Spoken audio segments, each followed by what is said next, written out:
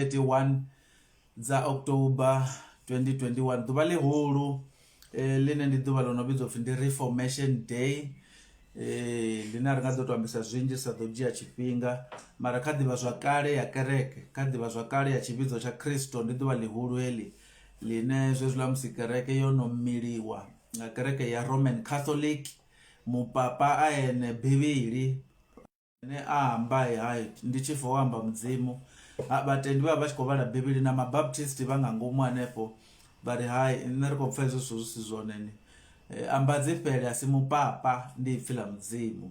Haleluya, amen. So ndi ḓuvha heḽi ḽihulu nga maanḓa line ḓivha zwakale yaḽo musi vhatendi vha tshi khou ri a ri humele bivhilini na riṋe muleḓane ri vhidzwa upfhi ri a reformed church ndi kereke ine ya khou ri kha ri humele bivhilini hu songo vha na muthu ane a vha nṱha ha bivhili. Reformation zwi khou to amba zwezwo hezwo ri ri a reformed church ri khou to amba zwa uri we are a Bible believing church ri kereke ine ya tenda kha bivhili. Bivhili ndi yone amba dzi fhele not muthu not komiti ya kereke mara bivhili.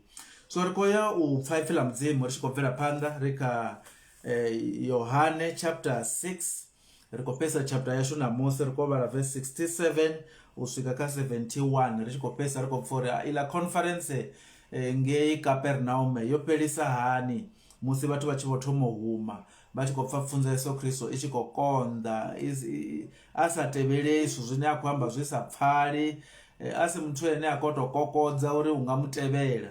So kha ri yo pfha uri conference yo fhelisa hani mara fhungo ḽine ra khou ḽi sedza namusi ndi ḽa uri vha na vhuṱanzi na uri vha mutendi wa vhukuma. Ndi zwone zwithu zwine ra khou zwi pfha hafha uri ndi na vhuṱanzi na uri ndi mutendi wa vhukuma.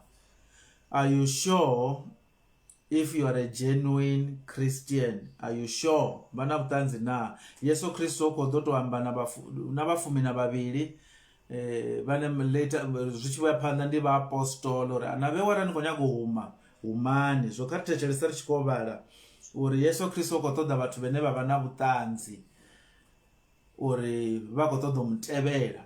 Haleluya tshivhidzo, amen. I khou nyaga vhathu vhane vha vha na vhuṱanzi na uri vha khou ḓa kerekeni u ita mini vha tou vha na vhuṱanzi uri vho ḓelani vho ḓela Yesu Kristo na arali vha songo ḓela ene Yesu a teledza uri kha vha hume. Zwo kha tou thetshelesa ene muṋe wa zwa tshi khou amba ndi sa mupange maipfhi mulomoni ndi tshi fhedza u ḓo ita thabelo.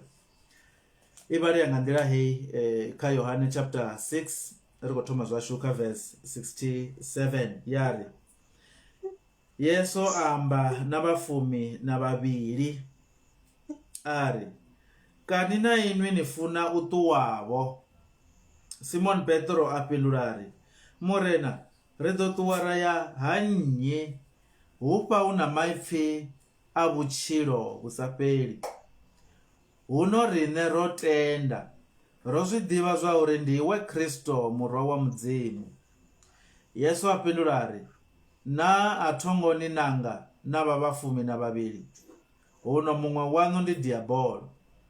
O vha a tshi amba Yudasi murwa wa Simoni Iskariote we a ḓo mu ambulula ngeno muṅwe wa vhafumi na vhavhili. Kha ri rabele. Vhaṋe vhashu ri a vha livhuwa ri kombela uri vha ri farise ri pfhe vho tswito muya mukhetho vha ri vhonetshele mihumbulo yashu vha karuse vho na dzimbilu dzashu ri pfhe zwine vha khou tama ri tshi zwi ḓivha vho ngano matshona na musi ri khou pfha vhafha musi conference ya Capernaum i tshi khou khunyelela murena vha tshi khou dzinginyisa dzimbilu na dza vha apostola vhafumi na vhavhili uri vha na vhuṱanzi na uri vha khou ṱoḓa u tevhela vha khou ṱoḓa vha vhafunziwa. So ra khou ri na riṋe heyo khaedu kha i swike dzimbiluni dzashu musi ri tshi kha ḓi yo guda ipfhi ḽavho. Ri a vha livhuwa dzina ḽa muthu Yesu Kristo, amen, amen. Zwino kha hezwo ri khou livhuwa zwinzhi ndi heḽo fhungo ḽine murena vha ri farise ri pfha uri hu na zwifhio zwo ra nga zwi wana hafha zwine Yesu Kristo hei are na vhafunzi vhoṱhe nga ḽifhasi ro vha ri tshi tonga sa Yesu Kristo kerekeni hovho zwi ḓo vha hu na vhathu vha vhukuma fhedzi. Yesu a sa nyagi vhathu vho no khou tevhela a tshi nga u khou vha fhedzela tshifhinga. A sa nyagi vhathu vhane vha khou a ḓo nga u khou vha fhedzela tshifhinga a sa khou vha vhudza uri vhone zwithu zwa vha songo dzula zwavhuḓi it's either vha khou dzudzanya mbilu yavho vha to dzhena khazwo tshoṱhe nga mbilu kana vha ḓi humele. Yesu vha tshi ambisa zwenezwo. Zwino hono uma vhanzhi hafha vha tshi ri hai pfunzo hei ya konḓa. Kha ri ḓo vhala kha verse 60 hu na vhathu vha tou pfhi vhafunziwa hafha vhane ra khou vha wana ndi vhafumi na vhavhili. Kha ri yo pfha tshigwada tsha vhathu vho humaho vha khou pfha Yesu a tshi ri ana sala muvhili wanga na nwa malofha anga a ni koni u vha muthina ri nga vhi na vhutshilo vhu sa fheli. Kha ri ḓo vhala kha verse 60 ri pfhe vhaṅwe vha tshi khou huma vha khou pfha mafhungo a Yesu Kristo a sa pfhali vha tshi khou huma. Zwino ri gude zwithu zwa ra ḓo zwi vhona namusi kha heyi ndimana yashu. Verse 60 yari vhanzhi vha vhafunziwa vha thetshelesa tshigwada tsho no khou ambiwa. Zwi amba uri vho no khou huma hafha ndi vhafunziwa vhanzhi vha vhafunziwa vhawe vha tshi zwi pfha vha ri ndi mafhungo a konḓaho ayo ndi nnyi a konaho u a pfha. 61 huno Yesu a tshi ḓivha mbiluni yawe zwa uri vhafunziwa vhawe vha khou gungula nge a ralo amba navho ari na zwe ndamba zwi a ni khakhisa na. Nda khou nyaga ya musi vha tshi vho huma verse 66 uri sa tu dzhia tshifhinga ri khou nyaga u pfha uri vho tshi khou itea mini ri tshi ḓa hafho ne ra vha hone. Verse 66 yari ro thoma kha 65 ambari ndi zwe nda amba ngazwo ndari haho a kona u ḓa ha nṋe arali a songo fhiwa nga khotsi. Verse 66 a tshi ralo vhanzhi vha vhafunziwa vhawe vha humela murahu vha si tsha tshimbila naye vha ri nṋe ri khou bva khazwo a si tsha ḓo tshimbila naye. Yesu mafhungo awe a pfhali na vhuḓifari yawe ri tshi nyaga u mu vhea khosi u khou ṱuwa u khou ya ḓakani. Zwithu zwa Yesu a zwi nyauli a zwi kungi a zwi takadzi arali sa khou tou thuswa nga mudzimu vhone vhaṋe vha zwo vha ri kokodza. Yesu Kristo u thoma u vhonala a tshi ḓifha a vhonala ewa ndeme ndi tshi nga ḓikumedzela vhutshilo hanga khaye musi mudzimu vha khou shuma na dzimbilu dzashu musi mudzimu vha tshi khou ri kokodza. Ndi ḽone fhungo heḽo ḽine ḽa vha kha verse 65 ḽine ḽa khou ri amba navho ari ndi zwe nda amba ngazwo ndari haho a kona u ḓa ha nṋe arali a songo fhiwa nga khotsi. Ri tou fhiwa u zwi funa u ḓa kha Yesu Kristo ra zwi vhona. Zwino Yesu hono uma vhafunziwa vhawe vha si tsha mutevhela. Hono uma vhathu vhe vha vho tou ḓiṋekedzela uri ḽi tshi tsha vha khou ṱamba vha tou tshimbila na Yesu hanefho hune a vha hone. Vha huma vha pfha uri pfunzo yawe a i khou tevhelea. Yesu vhono huma a dovha a ḓela na havha vhane vha tou vha tsini naye a vha vhusa takadzini. Ndi hafha he ra thoma hone a ri Yesu amba kha 67 Yesu amba na vhafumi na vhavhili ari kani na inwi ni funa u ṱuwavho navho ni khou nyaga u humana arali khou nyaga u humani. So na zwithu zwiraru zwine ra khou zwi vhona observation kha ri gude zwithu zwiraru zwe ra khou zwi vhona hafha zwine zwa sumbedza lutendo lwa vhukuma. Lutendo lwa vhukuma lu vhonala nga mini? Huna zwithu zwiraru zwine ra khou zwi vhona zwine arali hezwo zwithu zwa vha ndi nazwo ndi khou zwi pfha ndi khou zwi vhona vhutshiloni yanga zwi a thusa uri ndi zwi ḓivhe zwa uri ndi kha lutendo lwa vhukuma ndi khou tevhela Yesu Kristo ndi kha nḓila ya vhukuma ndi mutendi wa vhukuma. Hezwi zwithu zwiraru zwa sa vha hone nda ḓivha kha musi ndi khou sokou ḓa kerekeni ndi tshi vho tou shumisa vho maipfhi a Yesu na muya we Yesu a vha khawo arali zwithu zwiraru vha khou pfha vha sa khou swika khazwo ndi khwine u ḓi humela. Yesu ari kani ni khou nyaga u huma na vheiwe ndi khou nyaga u vhona zwa uri no swika na kha tshikalo tsha muthu ene a funa u ntevhela. Zwino vhafunzi ngo Yesu Kristo u khou ita zwithu zwine na riṋe kha zwi ri ṋe khaedu uri u songo vha na muthu ane ra khou mu fhedzela tshifhinga kerekeni. Kha ri ye kha muthu nga muthu ri swike na kha hanevha vha bennde vho no khou lidza kha bennde ri vha tsheke nga muthihi.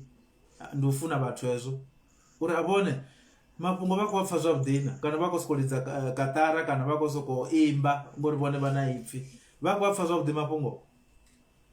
Ri yele vha bennde ri yele vhadededzi vha Sunday school ri yele na vha komiti ya kereke uri vhone vha sokou vha chairperson wa kereke mara tonga mafhungo vha khou pfha zwavhuḓi. basho uri mafhungo vha khou pfa zwavhuḓi kana ri vha bvise na kha komiti vha ḓi humele vha ḓi ele malwane. Mafhungo vha khou pfa zwavhuḓi. Yesu vhone o vha sa fhedzeli vhathu tshifhinga. So kha ri wana zwithu zwiraru zwine zwa vha zwone zwine zwa fhaṱa lutendo lwa vhukuma. Murena vha ri farise nga maanḓa zwithu zwiraru zwine zwa fhaṱa lutendo lwa vhukuma, uri ndi na vhuṱanzi na uri lutendo lwanga ndi lwa vhukuma, ndi na vhuṱanzi na uri ndi mutendi wa vhukuma. Ri khou fhindula iyo mbudziso ṋamusi, ri khou wana zwithu zwiraru zwine Yesu a khou zwi ṱoḓa hafha. Ari hei vhewe humani arali ni khou ṱoḓa u huma. Kha ri mbo ḓi ari yo wana tsho thoma hafha kha verse 68. Yesu uri humani, so kha ri pfha uri vha khou humana. Ari wana tsho thoma, key observation yo thoma ine tshavha tshithu tsho thoma tshine tsha fhaṱa lutendo lwa vhukuma, kha ri tshi wana kha verse 68. Ndi ḓo ivhala nda kona u tshi amba ra tshi vhona roṱhe. Simoni Petro a fhindula ari, Murena, ri ḓo ṱuwa ra ya ha nnyi? Hufha u na maipfi a vhutshilo vhu sa fheli. Ri ḓo ṱuwa ra ya gai? Mutendi wa vhukuma khoyo. Mutendi wa vhukuma ndi muthu ene a hu tshe na huṅwe fhethu hune a ḓo ya hone. A hu tshe na huṅwe ngohoni. Na dzingangani ari nga si kone u ya kha Yesu ndi hone hune ra khou pfa hone ha vhukuma u fhedzisela. Ri ḓo ṱuwa ra ya huṅwe gai? Kha mashaka ashu a huna fulufhelo, kha vho maina vhane ra vha navho nga vha hashu vha Tshivenḓa vho ri farelaho miḓi a huna fulufhelo. Ri ḓo ṱuwa ra fhambana na vhone ri ḓo ya gai huṅwe? Ari okay, u khou thetshelesa Yesu uri kani khou nyaga u huma. Petro amba o imela vhoṱhe, ri ḓo ṱuwa. Ori ri u khou amba o imela vhoṱhe, ri ḓo ṱuwa ra ya ha nnyi? Ndi nnyi muṅwe muthu ane ra nga ya khaye a ri ranga phanḓa kha vhutshilo? Okay, Yesu u khou thetshelesa. Wani sa khou nyaga u ṱuwa, wa zwi amba zwone khou ntevhela ngori a hu tshe na huṅwe hune ha vha na fulufhelo. Okay, a ri pfhe, isani phanḓa ri pfhe. Petro ari hufha u na maipfi vhatalele. Kha iwe ri khou takalela uri hu na maipfi a vhutshilo vhu sa fheli. Tshithu tshine ra khou takalela kha iwe, havha vhaṅwe ro vha tevhela mara mazwifhi, ho ḓala mazwifhi, ho ḓala vhutswotswi. Mara kha iwe zwe ra zwi wana riṋe o shumisa ri, ari ri ḓo ṱuwa ra ya ha nnyi? Hufha u na maipfi, tshine ra khou tevhela tshone kha iwe ndi maipfi a vhutshilo vhu sa fheli. So lutendo lwa vhukuma kholo, number 1, genuine faith identifies the words of eternal life. Genuine faith identifies the truth. Lutendo lwa vhukuma lwa wanulusa uri hafha kha ikereke hu khou funzwa ngoho. Ndi khou tou zwi amba uri zwi vhuyele tsini. Muthu ane avha mutendi wa vhukuma ha tsha takalela mazwifhi, ha tsha takalela dzi drama dzine dza itiwa kerekeni nga tshifhinga tsho fhodza vhalwadze. Huna muthu a re na cancer hafha, vha khou ri kana huna muthu ane ṱhoho yawe khou rema, hu khou tambiwa kerekeni. So vha humbula uri kha vhathu arali u tou funa vhathu vho kuvhanganaho vha 100, hu nga kundwa muthu muthihi a re na ṱhoho yo rema. Ḓi funa muthu ane ṱhoho yawe khou rema kha takuwa ḓe ngeno phanḓa. Mufunzi u khou tou ita a calculated guess. An educated guess uri kha vhathu vha 100 hu funa vhona muthihi a re na ulcer, na muthihi wa ṱhoho yo rema, na muthihi a re na zwikolodo.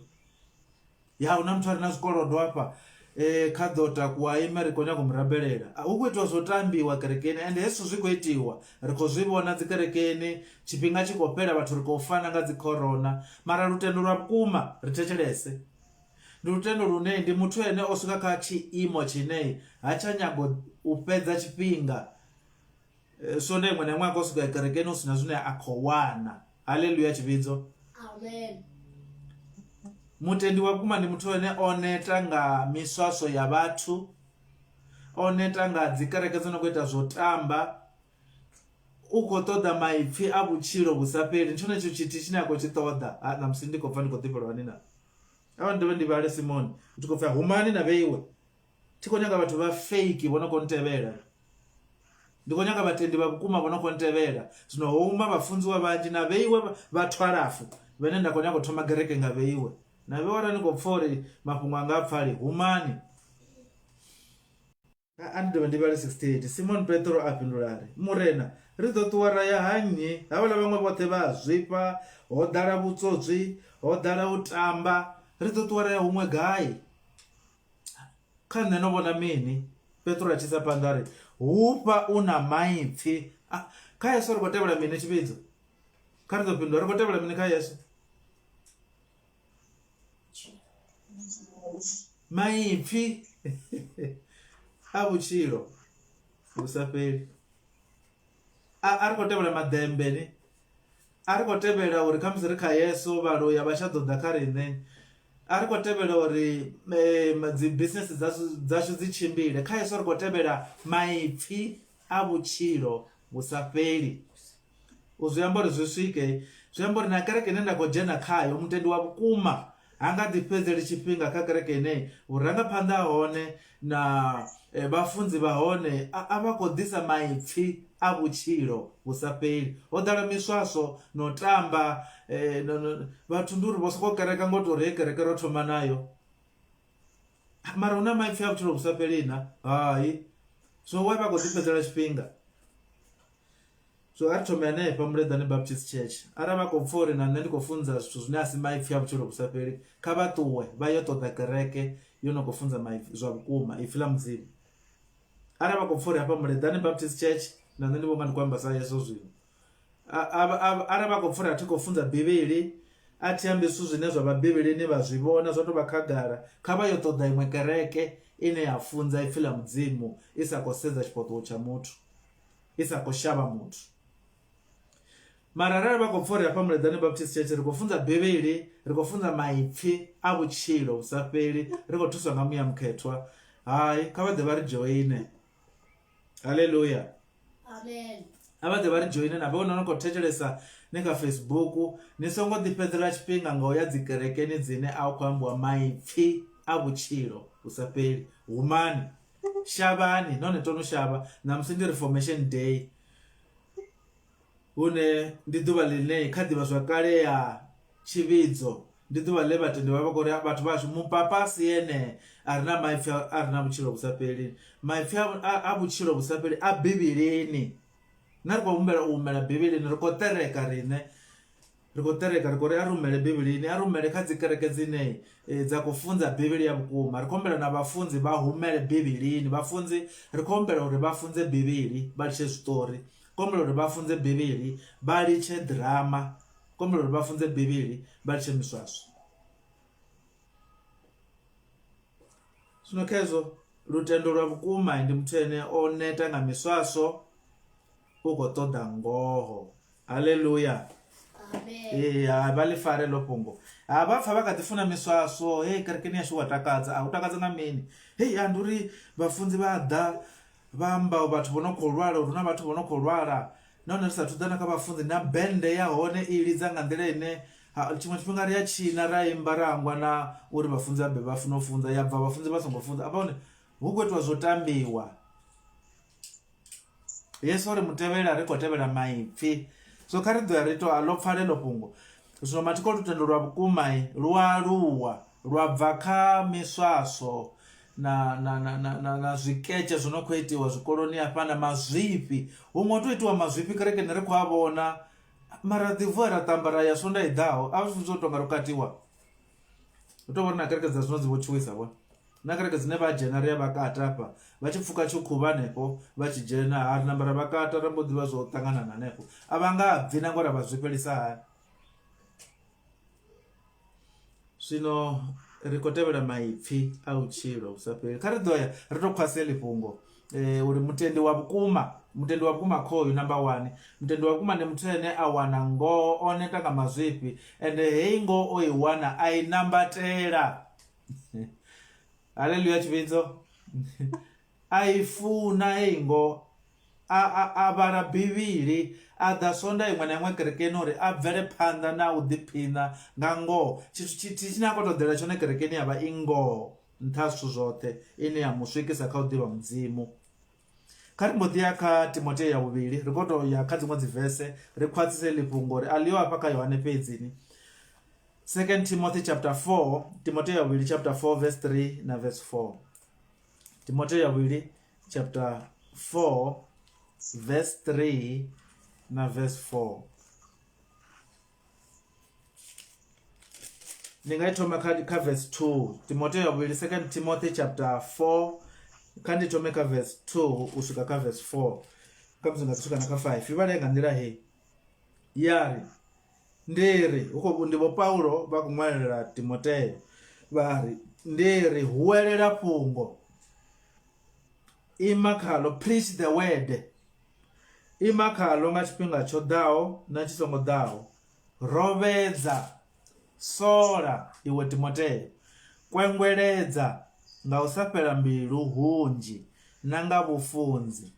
Why Timotheo akotea utofombe ka ufunza Bibili ya Bible study utofunza Bibili bari iwe Timotheo funza pungo preach the word nituchele miswaso nituchele ufokasa kazwa balwadze badopora ra mdzimu bachifuna nimfe rifani zvabuti vamwe zvoto ekereke ya Muledani Baptist Church aitendeka makaka upora abantu ara murena bachifuna hari dopora ara murena bachifuna na zi business zasho zizochimira manda ara bachifuna mara chinera kotoda choneka mdzimu chitihi chine na baita zvibi vanga sechiwane bane bagochira basina Kristo ndi maifi abuchiro busapeli ndi buchiro busapeli ndicho chera kotoda chona iwe oyu Timotheo ndingani achitiyo ufunza pungo na chipinga chodao na chisongo dao ndingani Timotheo achitotiyo utofombe alishe miswaso alishe midai alishe zvikeche kerekeni atofombe kofunza ifila mdzimu ndingani verse 3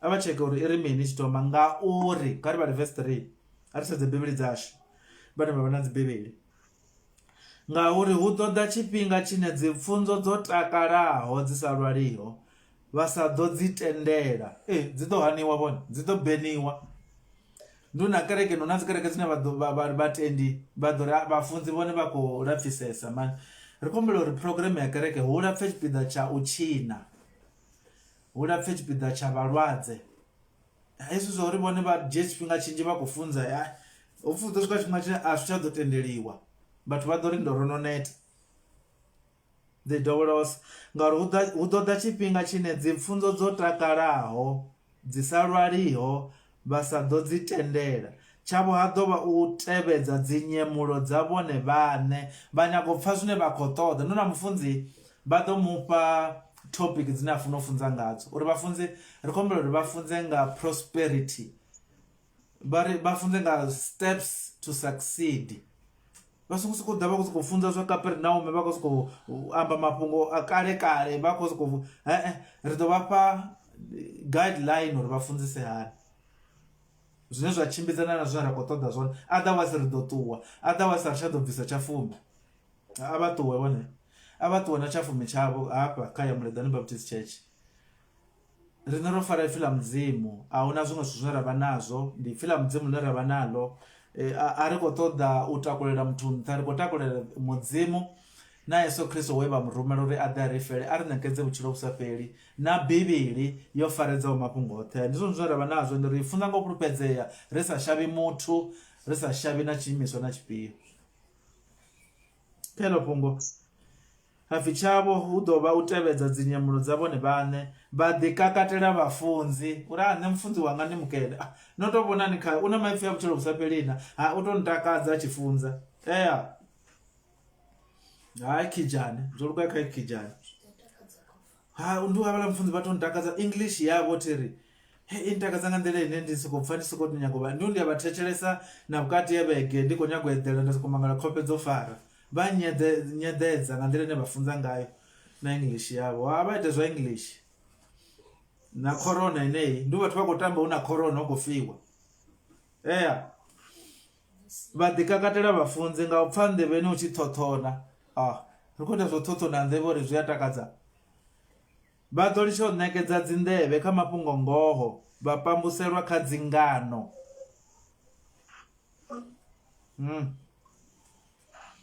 so ndelo pungo murena ligopfala nga maanḓa murena vari thuse kha ri ḓo ya mutendi wa vhukuma vhonala ngauri u funa ngoho kha ri mbo ḓi ya kha Mateyo ndi khou tou ḽi khwaṱhise ḽo fhungo Mateyo 13 verse 44 kha ri vule dzibibili dzashu ri kha Mateyo 13 44 mutendi wa vhukuma ri ḓo u vhona ngori tshililo tshawe tsho ri ḓo ṱuwa ra ya gai huṅwe ngauri kha iwo na maipfi a vhutshilo vhu sa fheli. Mateo chapter 13 verse 44 yari muvhuso wa ṱaḓulu u fana na dzanga ḽo dzumbiwaho tsimoni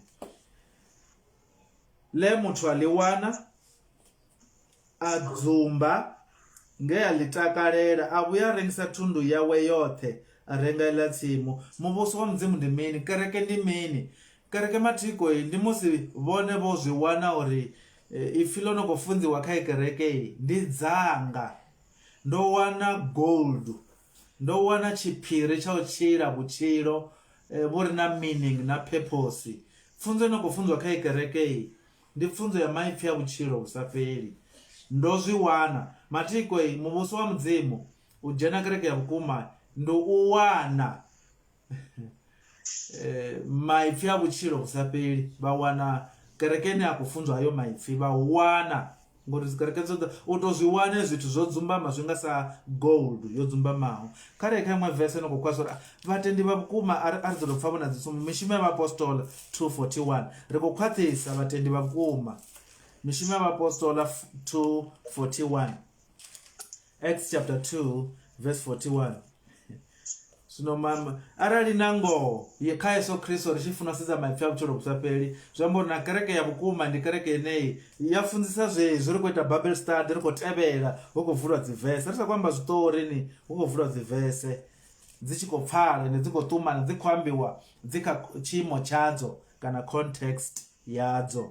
Kha ḓo vhala kha mishumo ya vhaapostolo chapter 2 verse 41 yari huno vho ṱanganedzaho mafhungo vha tshi zwi funa. Kha ḓo pfha mutendi wa vhukuma vho ṱanganedzaho mafhungo vha tshi zwi funa vha ḓa vha lovhedzwa ḓuvha iḽo ha ṱanganedzwa vhathu vhane tshivhalo tshavho tsha ṱoḓa u vha maḓana ana mahumi mararu. Mathiko mutendi wa vhukuma na musi a tshi tou thoma u pfha mafhungo ḓuvha ḽo thoma a vhukuma u a vhonala u ṱanganedza tshi zwi funa kereke tshi bva i vhafunzi mafhungo aya era nda pfha na musi ngo ndi khou nyaga uri na swonda eḓaho ndi sa fhedze ndi khou nyaga u a tevhela ndi khou tevhela ri navho o takala. Zwino izwi zwa tshiṅwe tshigwada etshi tsha mutevheli tshine tsha thetshelesa mafhungo tonga tsho kwata a tshi khou a ṱoḓa vhono vhona muthu a khou ḽa zwiḽiwa tonga khou zwi nyala u khou ḽa mara soko a zwi na muṋo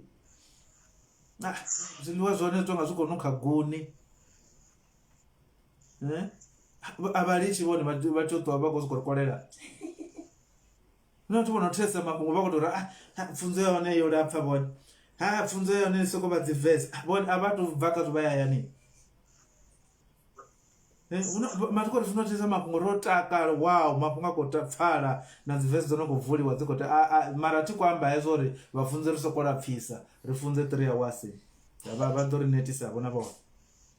So kha 17 hanefho kha mishumo ya vhaapostolo 17 verse 11 mishumo ya vhaapostolo 17 verse 11 yone vhale nga nḓila hei hanefho kha mishumo ya vhaapostolo chapter 17 verse 11 iri vhabereya vha vhe khwine vha sangi vha Thessalonika okay vho ṱanganedza mafhungo a murena vho takala. Kha ḓo pfha mutendi wa vhukuma mani mutendi wa vhukuma na musi nṋe ndi khou funza ndi mufunzi u a vhonala vha ḓo wana u takala a khou vula dzivese edzi a khou zwi tevhela tshi swika hayani na musi ndi sa koni u vhala ndi makhulu ndi swika hayani ndi khou puṱedza WhatsApp yanga ndi khou dzhena ndi khou dovha ndi khou thetshelesa ḽa muledza vhukati ya vhege zwezwi ndi ndoṱhe ndi khou ndi khou pfha zwavhuḓi na musi nga sonda thi ngo pfha zwavhuḓi ndi a khou kumedza zwino na musi ndi khou nyaga u tou thetshelesa zwavhuḓi wo takala khezwo ndi mutendi wa vhukuma. Lutendo lwa vhukuma lu vhonala nga uri lwa ngoho ya vhukuma lwa i wana lwa i tevhela. Kha ri mbo ḓi ḓa kha tshipiḓa tsha vhuvhili tsha lutendo lwa vhukuma uri lu vhonala nga mini.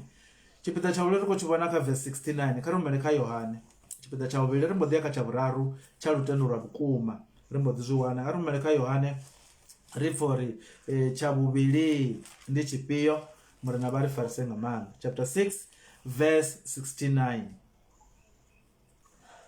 kha 69 yari huno riṋe ro tenda ro zwi ḓivha zwa uri ndi iwe Kristo murwa wa mudzimu.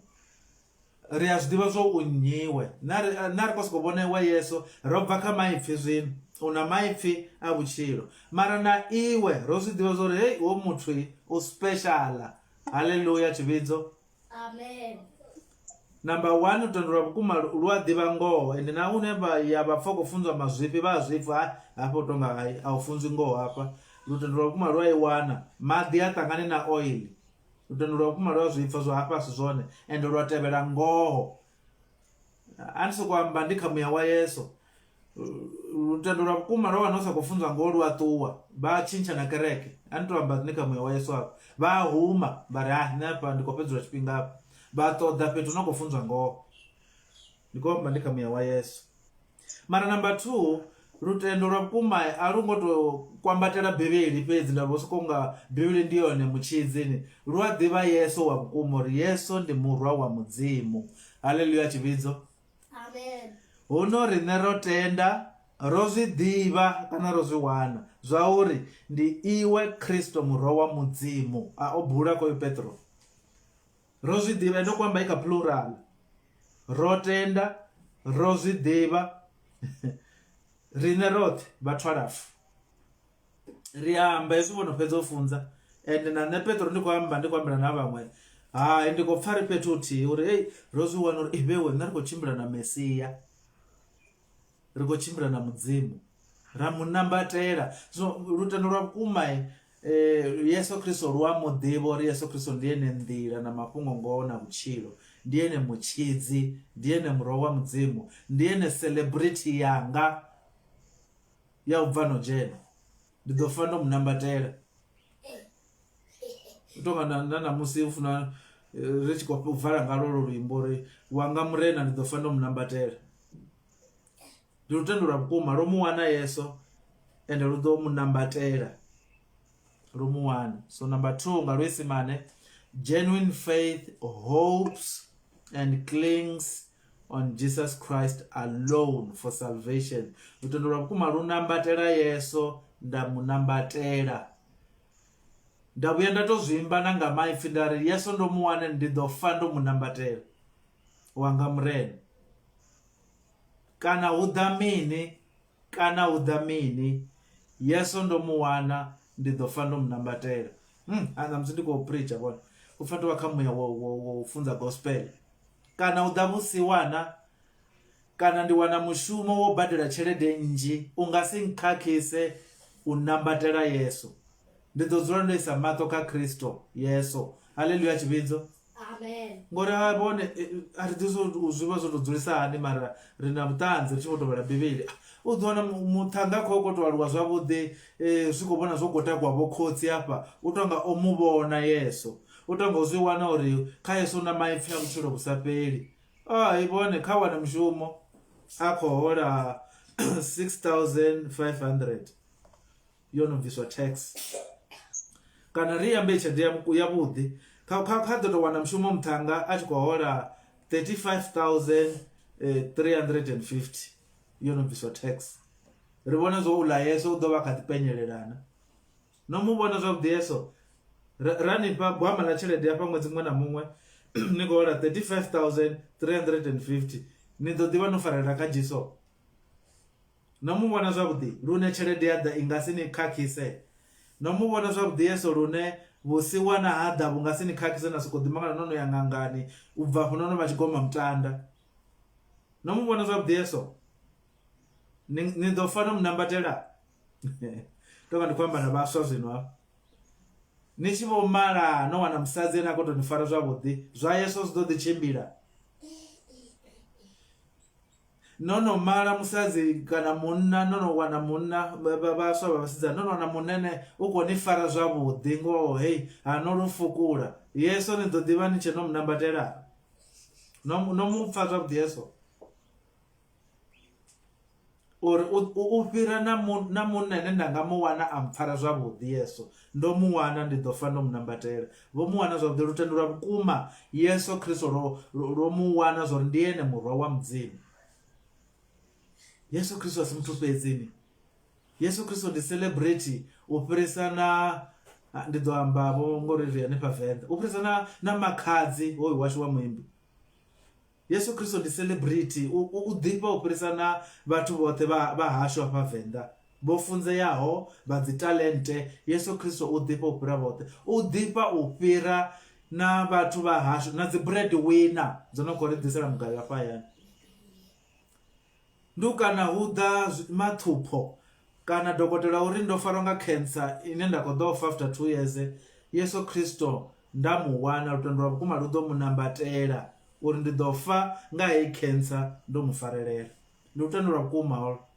Ende arali vha siho kha hetsho tshiimo vhone kha vha hume vha yo nambatela zwiṅwe, vha nga ḓi nambatela tshelede kana mahafhe kana zwiṅwe zwithu. Vha funa u swika kha hetsho tshiimo. Yesu u khou nyaga vhathu vho swikaho uri no zwi wanana zwa uri ndi na maipfi a vhutshilo vhu sa fheli, number 1. Number 2, no zwi wana na zwo ndi muroho wa mudzimu. Muthu fhedzi nṋe ndi bva makoleni ndi nṋe vhuswa vhutshilo. Ro zwi wana ezwo zwithu. Ndo ṱalutshedza vhathu vha mudzimu, ndo ṱalutshedza u tou ṱulutshelwa Yesu a yeṱhe. Kha ri ḓa kha Psalm 42 no vho no swika kha hetsho tshiimo tshine vho tou ṱulutshelwa mudzimu. So ndi khou ya kha vese hafha vha i funa hani na miagundo kare kha vese yavho ya Psalm 42 vha mu ṱulutshelwa Yesu lunengo vha tou mu ṱoḓa sa muthu o farwa nga ḓora na miagundo. Vho vhuya vha nkhouthela i vese nda pfha zwo vha tou i funa vha khou i pfha nga maanḓa. Vha funa Yesu kana mudzimu nga nḓila iyi ya Psalm 42 verse 1 and verse 2.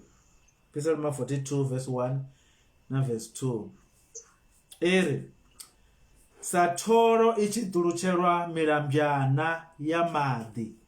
Vha tsheka uri wambiwa phukha ifhio? Thoro i tshi ṱulutshelwa milambyana ya maḓi. Mbilu yanga ndi khou livhuwani, mbilu yanga i ralo u ṱulutshelwa iwe mudzimu. Nga nḓila nda vha ṱulutshelwa ngayo mudzimu na nḓila nda ṱulutshelwa ngayo Yesu Kristo na mufuna na mu ṱoḓa, ndi tou nga sa thoro yo farwa nga ḓora i tshi khou ri nda tou wana maḓi.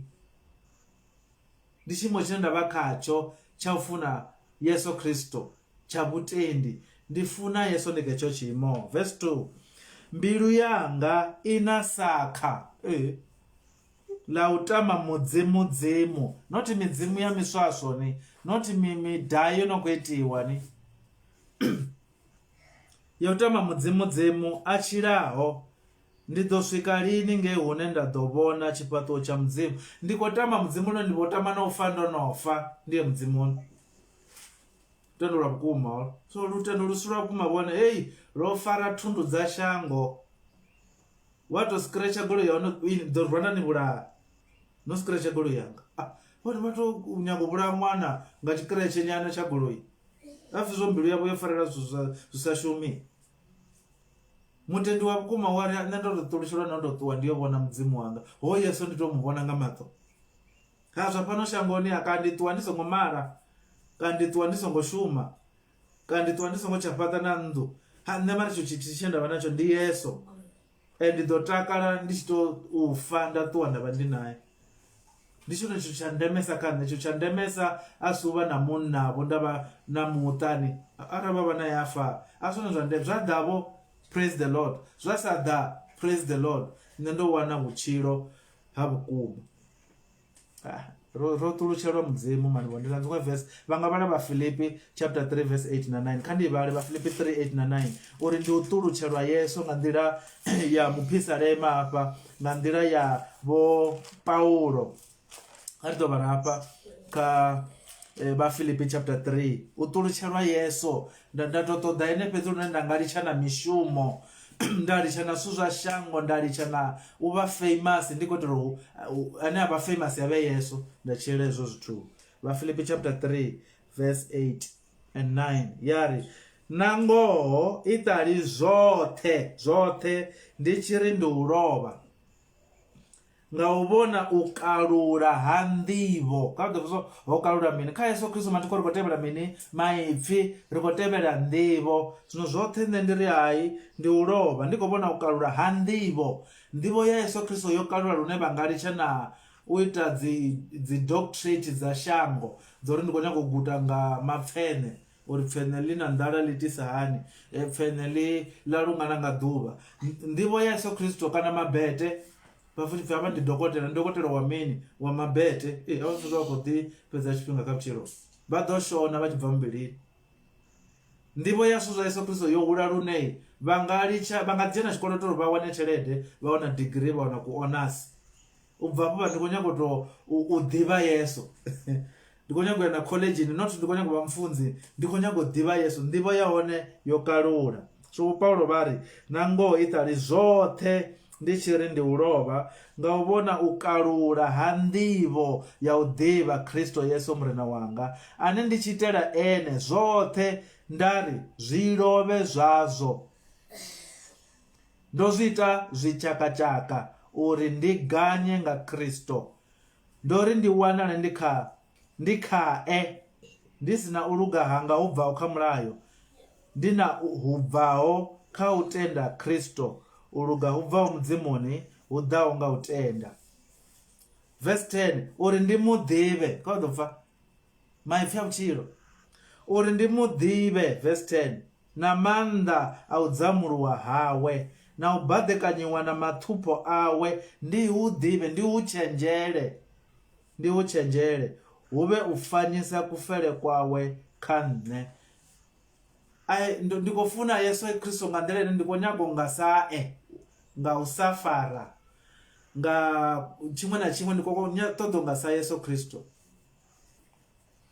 Ndi musi Yesu ro mu wana ri a mu nambatela u fhirisa zwithu zwoṱhe. Haleluya tshivhidzo. Amen.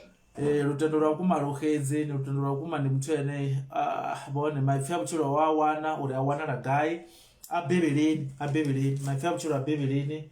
And Bivhili zwino ngori ya konḓa maipfi a vhutshilo ri ḓo wana kha kereke dzo no funza Bivhili ya vhukuma. Haleluya tshivhidzo. Amen. Maipfi a vhukuma a Bivhilini and ya maipfi a vhukuma ri ḓo a wana kha kereke dzine dza funza Bivhili.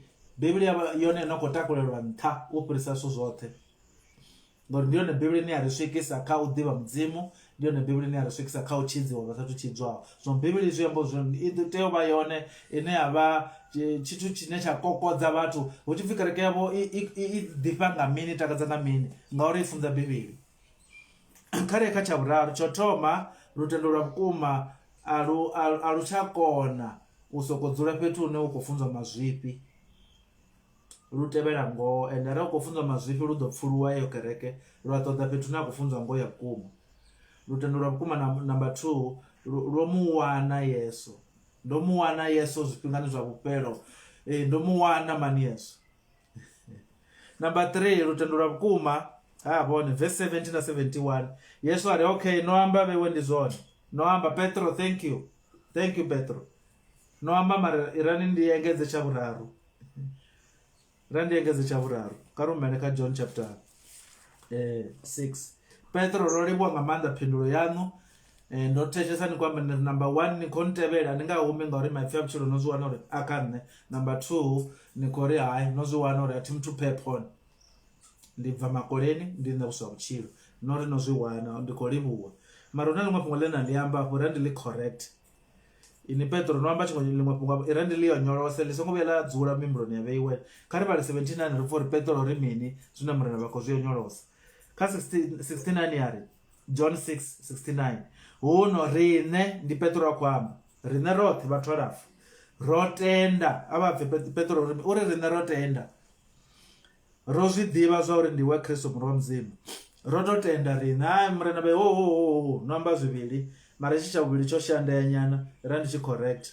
Ari vhali verse 70 na 71, Yesu a vha fhindula ari na a thongo ni nanga, a ni ngo to tenda vheiwe, no to nangiwa, ni khou sia fhungo ḽa ndeme, ni khou baiza hanefho, ndo xela hanefho.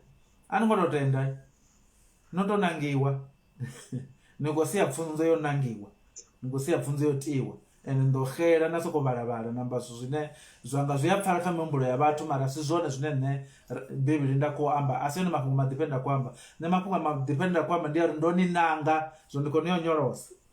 Yesu a fhindula ari na thongo ni nanga na vhafumi na vhavhili, huno muṅwe waṋu ndi diabolo. So ni khou ntevhela vhewe no ntenda ngori ndo ni nanga, ni songo hangwa uri hu thoma nṋe nda ni nanga na kona u tenda. o vha a tshi amba Yudasi murahu wa Simon Iskariote we a ḓo muambulula ngeno muṅwe wa vhafumi na vhavhili. So Yesu ari ani ko hangwa pfunzo yo tiwa ni songo ri ni kontevela ngauri no zwi wana ndo vhe woni a thetshelesa badi ri pfana zwa vhudene vha songo funga vha muteni ngori vhone vha kona badi u thetshelesa hai vha songo funga vha muteni ngori vhone vho zwi wana ndo ro tenda ro zwi wana vhone vha muteni ngori o vha nanga ndiyo pfunzo ra vha ri nayo hafha kha chapter 6 yote yori vhewe ni nga si kona u vha vhatendi vhe majuta ni khotsi ufuna u to ni kokodza ndi ḽone fhungo ḽe ḽi kwa Yesu ari kha ri vale ngalo conference lutendo lwa vhukuma number 1 arali kho to zwi amba zwo fhelela number 1 ndi muthu ane a tenda uri nṋe ndi nga si ḓi tshidze nṋe mafhungo maḓipfa ndi nga si a pfhe nga nṋe muṋe wazwo a thi koni u tenda nga nṋe muṋe wazwo ndi khou vha mutendi nga ri ndo to fhiwa ndo to kokodziwa nga khotsi vho sukana na vhutshilo hanga nda kuḓana na luvhondo nda guma vhutshiloni nda tshi ḓita clever murena vha ntsuka vha mprova wrong na musi ndi khou tou funza zwikagalani na nṋe nda tshi fanga ndo ṱalifha nga maanḓa mara murena vha disa na dzimbondo vha ntendela nda nwa zwine nda khou nwa nga tshifhinga tshine nda khou nwa nda ita zwine nda funa nga muvhili wanga mara nda swike nda zwi pfha zwori a thi khou tshila vhutshilo vhukuma ndi mufu ndo fa murena vho ntendela nda swika kha tshiimo tshe nda zwi wana uri ndo fa ndi sa khou tou funzwa nga bivhilini vhutshilo vhu tshi khou tou tsumbedza uri ndi mufu ndi yone nḓila ine mudzimu vha shuma uri kokodzea vhaṅwe ni ḓo kokodziwa ni khou lwala mudzimu vha ḓo ni kokodza ni ḓo lwala lune na shumisa medical card tshelede ya fhela na ya ṅangani ṅanga dzani zwi fhela ndi uri na onda na vhonga ni ṅanga nga mishonga yo ḓalaho nḓuni u swika ndi uri afho nṋe ndi khou sokou kumba mishonga yoṱhe ndi sa khou fhola mathiko mudzimu vha khou nkokodza uri ṅwananga ha zwi vhoni na uri miandandane a i tshidzi hafho ni khou ḓi nwa no ḓi onda ni ḓo fa no i fare miandandane a ni ḓi kha jiso muṅwe khou funga ndo ndi na tshelede ndi ḓo solve problem iṅwe na iṅwe ndi na tshelede ndi ḓo fhaṱa nnḓu khulu ndi na tshelede ndi ḓo mala musadzi nda funa vhone vha ḓo i fhaṱa nnḓu mara vha sa vhe na haya you can have a house but not a home home i wanala mudzimuni hune vha tou pfha vha hayani vho tou awela vha nnḓa mushumoni vha khou ṱoḓa u ṱavhanya u gidima vha ya hayani vha tshi khou vha wana hu na mufumakadzi wavho vho ṱanganedziwa hu na muya wa vhutshilo hayani a zwi bvi kha tshelede hezwo zwithu a zwi rengiwi nga tshelede mudzimu vha ḓo ni kokodza no i fara tshelede vhutshilo a ni raha a ni konḓela mudzimu vha ni kokodza nga kha u ni sumbedza uri vhutshilo vhu kha Kristo mudzimu vha ḓo zwi ita hezwo zwithu so ri khou ri murena kha vha ri farise vha ri kokodze so number 1 tshipiḓa tshine ndi tshone tsha ndeme ndi tshone tshine tsha vha tsha ndeme kha lutendo lwa vhukuma ndi uri number 1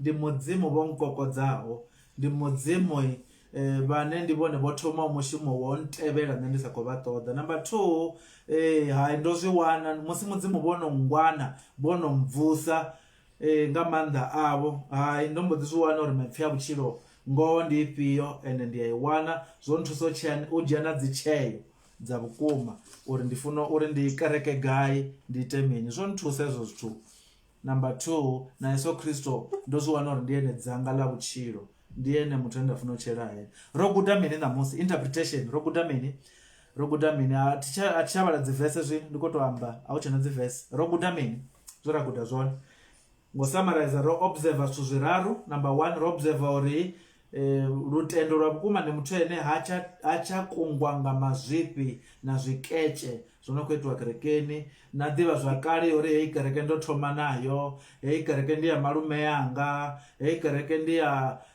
ha tsha kungwa nga hezwo ni ono vha o swika kha tshiimo tsho vha serious kha vhutshilo uri nṋe ndi khou kereka hafha ngauri hu funzwa maipfi a vhutshilo vhu sa fheli hu funzwa bivhili number 1 number 2 ndi muthu ane a khou ri vhewe nṋe na bivhili ndo no pfuka a thi khou tou ḓa nga bivhili fhedzi Yesu ndo mu wana ndi khou tshilela ene Yesu ndi ene dzanga ḽa vhutshilo ndi khou tshilela ene vhutshilo hanga hoṱhe namwe usakoto pfi ndi ḓo to resigna na mushumoni nda to vha mufunzi mara ndi khou tshela yeso ndi mushumoni ndi tshikoloni dzi tsheo dzine nda dzi dzhia dzi khou vha dza u takula yeso kristo nṱha tsheo dzine nda dzi dzhia a dzi ngalwi na zwine yeso kristo a khou mfunza zwone a thi nga ḓi wani ndi ṅangani yesu a tshi khou ri ḓani ha nṋe yesu a tshi khou ri ndi mufulufhele ndi songo fulufhela vhathu nṋe ndi ḓo fulufhela yeso kristo arali nda fa ndi kha ono yeso zwo luga ndi ḓo fanela u mufarelela yeso ndo muṅwe. Number 3 ndo zwi wana uri ndi tshifhiwa u tenda une ndavha naho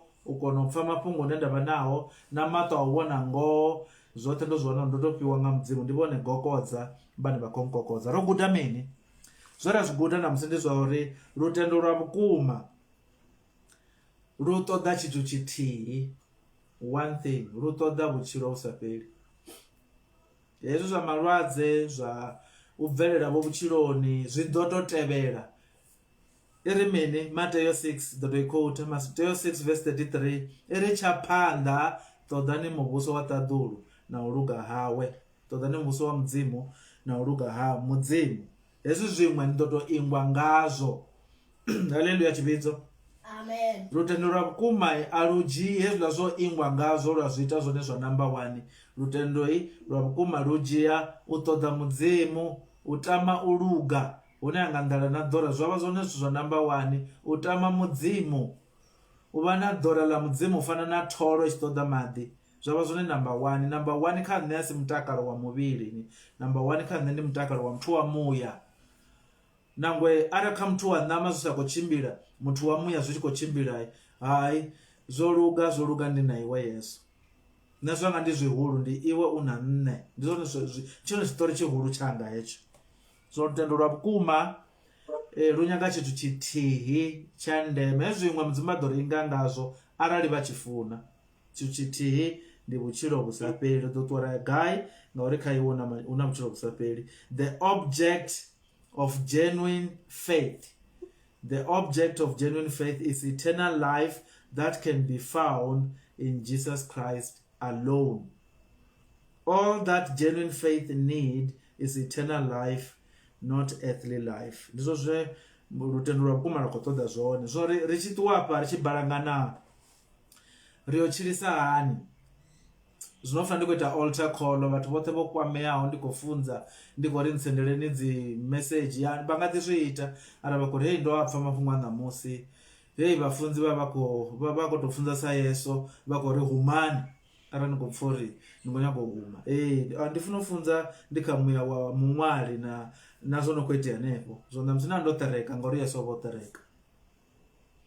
Ndi yone expository i khou to amba ara mufunzi o vha o ṱereka na nṋe ndi funa u ṱereka, ndi pfale ndi kha muya une muṅwali a vha khawo na zwo no khou itea hanefho. Ara mufunzi o vha o ṱungufhala zwi amba uri ḽo ḓuvha ndi funa u funza na nṋe ndo ṱungufhala. Ndi yone expository i ri bvisa ri dzhenise kha muya une passage yeneyo ya vha khawo. Ri to ita hani ri tshi bva ṋamusi ri tshi bva mbuso ine ravha nayo ndi ya uri vhono swika kha tshiimo tshine tshithu tshine vha khou tshi ṱoḓa tshithihi tshi tshoṱhe. Kha vha ḓivhuse mbudziso, vha khou pfa vhone vhono swika fhethu hune vho swika kha tshiimo tshine tshithu tshine vha khou tshi ṱoḓa tshithihi ndi ngoho, ndi yeso kristo. Vhono swika vho fhethu zwo nṋe nda tshi silinga ndi tshe muṱuku ndi tshi pfa pfunzo dzo no nga sa hedzi ndi ḓo ḓivhudzisa ndi khou amba ndi tshe mutendi muṱuku uri eyi pfunzo ya konḓa vhone i khou ri yesu kristo ndi ene ane nda mu wana hai ndo fhedza kha vhutshilo. Zwo nda tshi ḓivhusa mbuso uri arali nṋe ndi muthu ane muyanga vho ngudisa u bika, zwo nda tshi ḓivhusa uri arali yesu a tori zwino a Patrick iwe musandiwa idani zwo ni ṱuwe ni ye ṱaḓulo ndi kha ḓi konyongedza ṋama yanga ndi khou to i kadzinga zwavhuḓi ndi khou nyaga u thetshelesa muṋo. Yesu vha mbo ḓi ri idani makoleni lishani ṋama, nṋe ndi khou nyaga u thetshelesa muṋo. Zwo nda tshi ḓivhusa uri ndi nga tendana kana ndi nga ri amurena kha vha thome vha ime ndi thetshele muṋo. Yesu vha khou pfa uri naho miḓifho ya shango fhungo ḽine nda khou ḽi swikisa kheḽi, vha khou pfa uri yesu kristo u khou ḓifha ende vho mu wana lunei, naho miḓifho ya shango vha sa i wana vha sa i thetshela zwo luga. Hu ḓo itea ni ara vhone vha khou ri nṋe ndi mutendi yesu ndo mu wana ndi khou ḓiphina badi. Yesu a ri okay arali ni khou nongwana ni ḓo fa ni songo mala. Vha khou pfa zwo luga ezwo kha vha ḓo testa mbilu yavho. uri arali nṋe nda fa ndi songo shuma zwo luga nda fa ndi songo vhona vhaḓulu vhanga ndi khou pfha uri Yesu zwo luga ndi na iwe. Yesu ndi khou pfha ndo to swika kha hetsho tshiimo tshine nda khou ṱoḓa tshone fhedzi ndi murena wanga Jesu Kristo. Nda fa ndo mala ndi songo vha na vhana zwo luga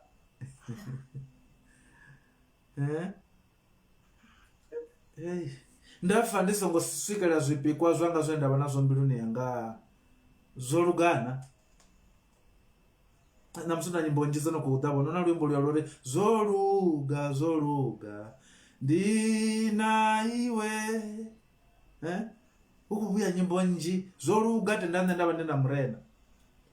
Zwa fhasi na ṱhaḓulo zwi nga balangana zwazwo nṋe zwanga ndi zwihulu ndi iwe u na nṋe. Ndi one mafhungo mahulu angayo nṋe ndo fhedza kha vhutshilo ndo wana murena Yesu Kristo. Have you come to a place where all you need and have is Jesus Christ and nothing else? Have you come to that place where all I need and all I have is Jesus Christ and I'm fine? Ndafa ndi songo shuma, I'm okay. Ndafa ndi songo namela goloi yanga zwo luga. Ndafa ndi songo ya mashango ḓavha zwo luga tenda ndi na Yesu. So luimbo na ranga luimba ri tshi fhedza hafha ro no vala mushumo ndi luimbo lwo pfumo ndi iwe muhanyisi wanga. Kha WhatsApp group ya Tshivhidzo hafha vhane vha khou thetshelesa yani kha YouTube ni ṱoḓa ni ri lupfumo ndi iwe vha to thetshelesa luimbo vha khou humbula pfunzo ya ṋamusi uri lupfumo not lupfumo lwa mafanedza lwa khole not vhona ngori vho pfuma ngori vha na tshelede. Ha lupfumo ndi iwe muhanyisi wanga. Arali ndi na iwe hai ndi kha ḓi lilani zwa fhasi na zwa ṱhaḓulo zwi nga balangana zwazwo nṋe zwanga ndi zwihulu ndi iwe u na nṋe. Kha WhatsApp group yashu ya Tshivhidzo luimbo lwashu lwa ṋamusi ndi lwolo lupfumo ndi iwe muhanyisi wanga. Kha vhaḽa vhane vha thesa nyimbo dza tshikhuwa hai yani kha YouTube ni ṱoḓa luimbo lwo no pfhi all I have is Christ. All I have is Christ. Ndi takala chorus ya hone tshiri hallelujah hallelujah all I have is Christ. Hallelujah hallelujah Jesus is my life.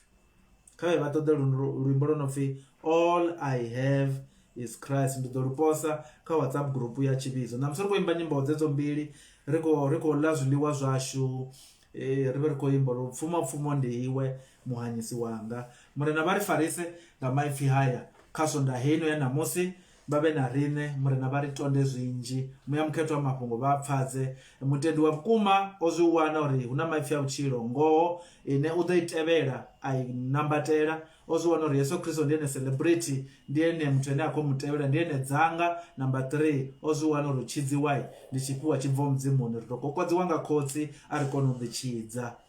Ro livhuwa mudzimu vha ri farisi.